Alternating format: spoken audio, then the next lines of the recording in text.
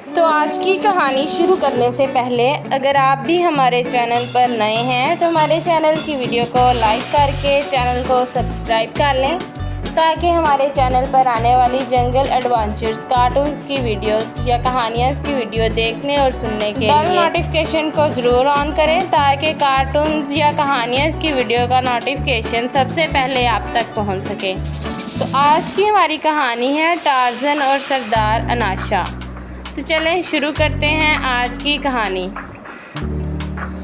Tarzan Manku को कांधे पर बिठाए जंगल में घूमता फिर रहा था कि अचानक एक कबायली दौड़ता हुआ इसके करीब आया और इसने झुककर टार्ज़न को सलाम किया। कबायली ने अपने सर पर एक ख़ास परिंदे के परों का ताज सा पहना हुआ था। इस ताज को देखकर ही टार्ज़न समझ गया कि इस कबायली का ताल्लुक़ इसके जंगल के सबसे बड़े कबीले अनाशा से है। क्या बात है, तुम परेशान नज़र आ रहे हो? टार्ज़न ने इस कबायली के सलाम का जवाब देते हुए कहा। सरदार टार्ज़न, हमारे कबीले का सरदार और तुम्हारा दोस्त मुश्किल में फंस गया है, इसलिए कबीले के छोटे सरदारों ने फैसला किया है कि तुम्हें इसकी इत्तला दी जाए। इस कबायली ने बड़े मोदबाना लहजे में जवाब देते हुए कहा। क्या हुआ है सरदार अनाशा को? टार्ज़न ने हैरान होकर पूछा, क्योंकि सरदार अनाशा इसका गहरा दोस्त भी था और वैसे भी सरदार अनाशा बेहद अच्छा और बाइखलाक इंसान था और टार्ज़न इसे बेहद पसंद करता था। सरदार अनाशा एक झाड़ी में पड़ा हुआ है, लेकिन जैसे ही इसे उठाने की कोशिश की जाती है इसकी गर्दन से खून बहने लग जाता है और वो तड़पने लगता है, और अगर इसे छोड़ दिया जाए तो फिर खून बहना बंद हो जाता है और वो इत्मीनान से सो जाता है। कबायली ने जवाब। क्या मतलब? क्या इसकी गर्दन पर ज़ख्म है? टार्ज़न ने हैरान होकर पूछा। नहीं सरदार टार्ज़न, कोई ज़ख्म नहीं है, कबायली ने जवाब दिया। फिर ये कैसे होता है? तुमने बड़े पुजारी से पूछा था? टार्ज़न ने कहा। हमने बड़े पुजारी से पूछा है, बल्कि बड़े पुजारी ने खुद जाकर सरदार को देखा है। बड़े पुजारी का कहना है कि सरदार अनाशा पर किसी शैतानी कुव्वत ने कब्ज़ा कर लिया है और अब इसके बचने की एक ही सूरत है कि इसकी गर्दन पर तलवार का वार किया जाए, लेकिन ये काम वो करे जो इस शैतानी कुव्वत से मुकाबला कर सकता है। कबायली ने कहा। फिर तो सरदार अनाशा हलाक हो जाएगा, टार्ज़न ने कहा। बड़े पुजारी का कहना है कि ऐसा नहीं होगा। जैसे ही वो शैतानी कुव्वत हलाक होगी सरदार अनाशा की गर्दन वापस लग जाएगी और सरदार अनाशा सेहतयाब हो जाएगा, कबायली ने जवाब दिया। वही शैतानी कुव्वत कौन है? टार्ज़न ने पूछा। सरदार टार्ज़न, पूरे कबीले के लोग शैतानी कुव्वत का नाम सुनकर ही डर गए हैं, इसलिए किसी ने बड़े पुजारी से पूछा ही नहीं, कबायली ने जवाब दिया। ठीक है, आओ मेरे साथ, मैं खुद जाकर बड़े पुजारी से बात करता हूँ और सरदार अनाशा को भी देखता हूँ, टार्ज़न ने कहा और कबायली ने इस बात में सर हिला दिया।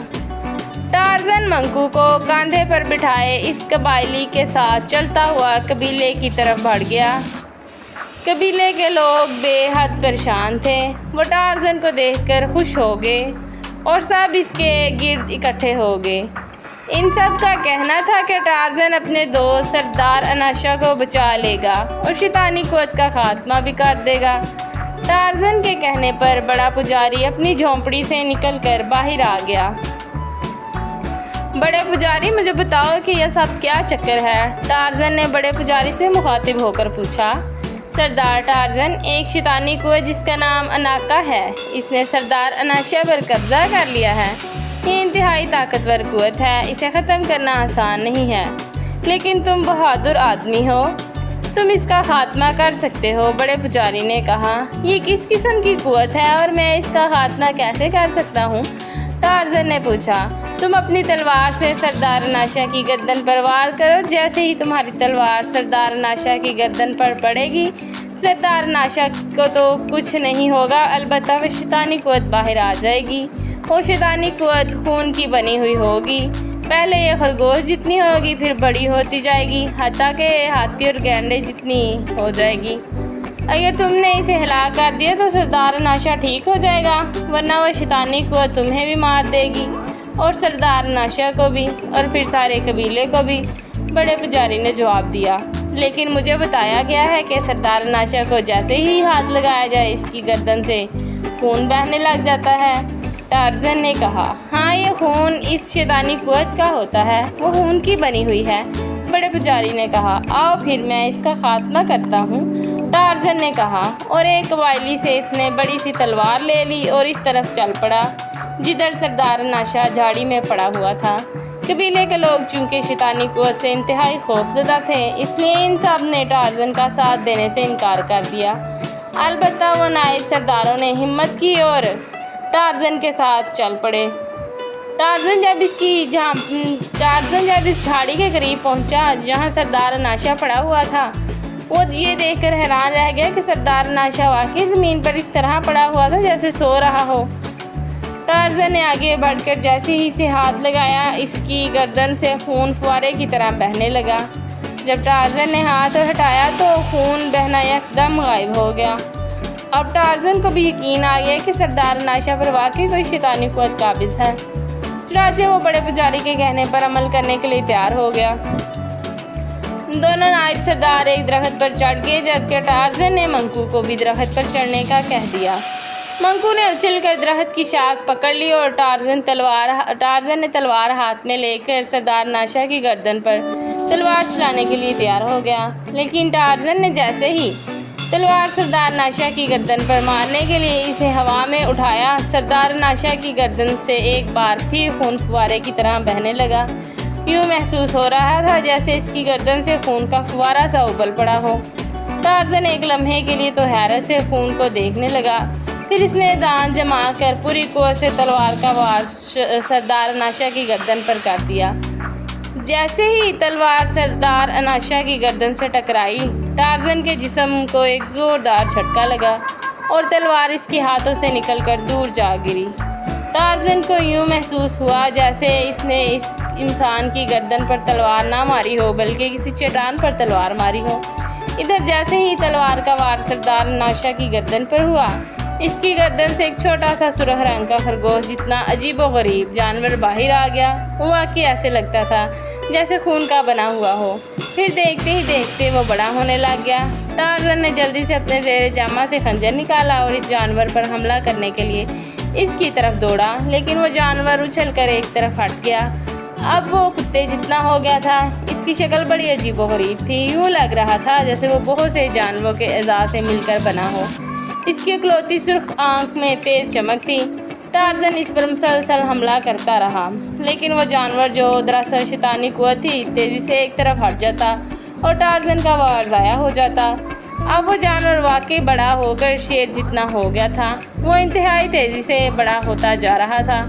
अभी टार्ज़न सोच ही रहा था कि इसका मुकाबला कैसे किया जाए कि अचानक दरख्त से मंकू ने बिजली की तेज़ी से छलांग लगाई और इसने शैतानी कुव्वत की आंखों पर अपना पंजा मारा और इसके साथ ही इसने उछलकर एक तरफ हटने की कोशिश की, लेकिन इस शैतानी कुव्वत ने इसे थप्पड़ मार दिया और मंकू बुरी तरह चीखता हुआ उछलकर कई गज दूर जा गिरा।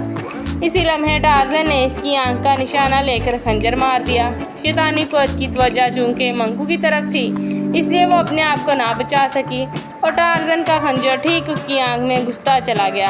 शैतानी कुव्वत ने ज़ोर से चीख मारी और इसके साथ ही इसका जिस्म यकलक झटकर कुत्ते जितना हो गया, लेकिन इसने बिजली की सी तेज़ी से खंजर अपनी आंख से निकाला और एक तरफ उछाल दिया।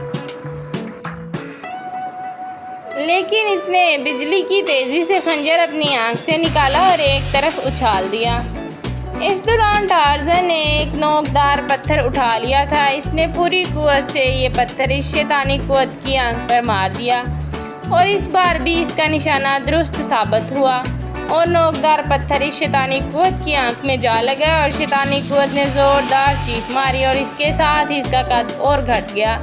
अब वो बिल्ली जितना हो गया था, लेकिन इसने पत्थर अपनी आंख से निकालकर एक तरफ फेंक दिया। इसके साथ ही इसका जिस्म एक बार फिर तेज़ी से बढ़ना शुरू हो गया। टार्ज़न ने इधर उधर देखा ताकि कोई चीज़ उठाए कि मंकू ने एक बार फिर इस शैतानी कुव्वत पर हमला कर दिया। हैरत की बात यह थी कि इस शैतानी कुव्वत की इकलौती आँख खंजर और नोकदार पत्थर लगने के बावजूद भी सही सलामत थी, और इस बार भी मंकू ने अपना पंजा इस इकलौती आँख पर मारा और इस शैतानी कुव्वत ने चीख मारी और इसका जिस्म एक बार फिर घट गया। टार्ज़न ने इस दौरान दौड़कर अपनी तलवार उठा ली जो पहले इसके हाथ से निकल गई थी, और मंकू के हमला करके एक तरफ हटते ही टार्ज़न ने आगे बढ़कर पूरी कुव्वत से तलवार का वार इस शैतानी कुव्वत पर किया। तलवार जैसे ही शैतानी कुव्वत से टकराई, एक बार फिर तलवार टार्ज़न के हाथों से निकल गई, लेकिन शैतानी कुव्वत के जिस्म पर इसका कोई असर ना हुआ और इसका बढ़ता हुआ जिस्म अब दोबारा शेर के बराबर हो गया था कि मंकू ने हिम्मत की और टार्ज़न का खंजर उठाकर वो इसे नेज़े की तरह पकड़े दौड़ता हुआ टार्ज़न के करीब पहुंच गया। टार्ज़न ने इसके हाथ से खंजर लिया, लेकिन इस बार इसने खंजर शैतानी कुव्वत की आंख में मारने की बजाय दूसरी तरकीब इस्तेमाल की। इसने खंजर हाथ में पकड़ा और इस शैतानी कुव्वत पर इस तरह छलांग लगाई कि वो इसकी गर्दन पर जाकर बैठ गया। इसे यूँ महसूस हुआ जैसे वो किसी नरम से जिस्म पर बैठ गया हो। शैतानी कुव्वत ने इसे पकड़कर उछालना चाहा, लेकिन टार्ज़न ने बिजली किसी तेज़ी से इसकी आंख पर खंजर उतार दिया। जैसे ही खंजर इस शैतानी कुव्वत की आंख में घुसा, इसका जिस्म यकलख्त घटकर तेज इतना हो गया। टार्ज़न ने खंजर खींचा और एक बार फिर इसकी आंख में मार दिया। इस बार शैतानी कुव्वत का जिस्म घटकर बिल्ली जितना हो गया, तो टार्ज़न ने इसे गर्दन से पकड़ लिया और फिर मुसलसल इसकी आंख में खंजर मारने शुरू कर दिए। जैसे जैसे वो खंजर मारता जा रहा था, शैतानी कुव्वत का जिस्म घटता जा रहा था। फिर वो खरगोश जितना हो गया। इसके बाद इसने भागना चाहा, लेकिन टार्ज़न मुसलसल खंजर की नोक इसकी आंख में मारता रहा और फिर एक धमाका हुआ और इसके साथ ही शैतानी कुव्वत गायब हो गई और इसके साथ ही सरदार अनाशा उठकर खड़ा हो गया। फिर बड़ा पुजारी भी आ गया और इसने बताया कि शैतानी कुव्वत का खात्मा हो गया है, तो टार्ज़न बेहद खुश हुआ। सारा कबीला भी टार्ज़न के नाम के नारे मारने लगा। वो सब खुश थे कि टार्ज़न ने अपनी बहादुरी से शैतानी कुव्वत का खात्मा कर दिया है।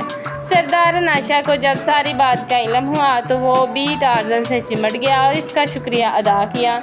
ये तो मेरा फ़र्ज़ था सरदार अनाशा, टार्ज़न ने मुस्कुराते हुए कहा, और फिर इसने मंकू को बुलाकर इसकी हिम्मत और दलेरी पर इसे शाबाश दी, तो मंकू भी बेहद खुश हुआ। फिर सरदार अनाशा के बच जाने पर सारे कबीले ने कई रोज़ तक जश्न मनाया और टार्ज़न इनका मेहमान बना रहा। जश्न ख़त्म होने पर टार्ज़न मंकू को लेकर खुशी खुशी वापस अपनी झोंपड़ी की तरफ रवाना हो गया। तो आज की हमारी स्टोरी का एंड यहीं पर होता है। इस तरह की और मज़ीद जंगल एडवेंचर्स कहानियाँ की वीडियोस देखने के लिए हमारे चैनल को सब्सक्राइब करके नोटिफिकेशन को ज़रूर ऑन करें, ताकि हमारे चैनल पर आने वाली टार्ज़न कहानियाँ की वीडियो का नोटिफिकेशन सबसे पहले आप तक पहुँच सके। Thanks for watching the videos.